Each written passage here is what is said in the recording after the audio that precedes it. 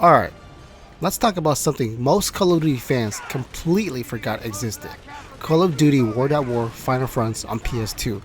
Unlike the blockbuster World at War on PC, PS3, Xbox 360, this one is a totally different experience, made just for the PS2. And honestly, it's complicated. Some people love it, others think it's one of the roughest Call of Duty games ever. Let's break it down. Final Fronts doesn't follow the same campaigns as the main World at War. Instead, it has its own 3 distinct campaigns set in World War II, the Pacific Theater, a British paratrooper in Europe, and an American soldiers during the Battle of the Bulge. You do get some familiar characters in the Pacific missions, such as Roebuck and Polanski, but the way the story is presented is very bare bones compared to the bigger Call of Duty titles. There's narrations and simplified scenes, but no deep narrative arc or emotional beats like in the bigger World at War games. So if you were expecting a dramatic war story with cinematic set pieces, expect something much more basic. A handful of missions tells the campaign, but most players describe it more like historical scenes stitched together than a cohesive plot. You'll meet some recognizable names. Roebuck and Polanski shows up in parts of Pacific missions, which is cool for fans, but overall, character development is pretty light.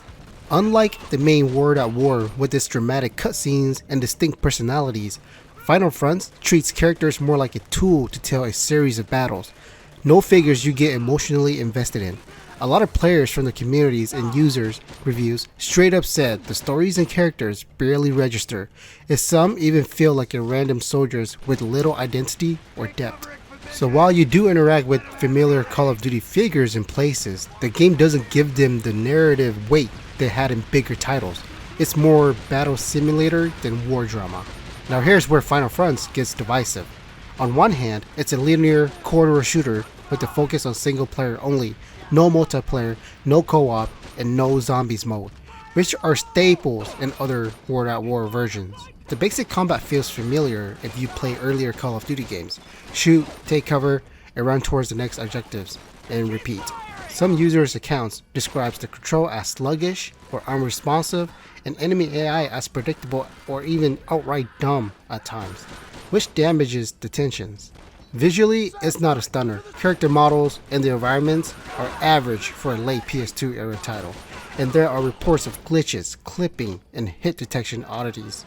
On the positive side, and this is important, many players says the level of variety across theaters keeps things from being totally bland.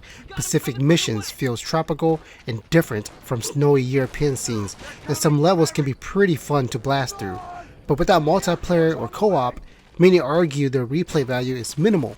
Once you finish the short campaign, often under 10 hours, there's little reasons to go back unless you just love the setting. In the end, Final Fronts is a curious footnote in the Call of Duty legacy. Not exactly a bad game, just one that feels half-finished and underappreciated on the platform that probably shouldn't have tried to run a World at War in the first place.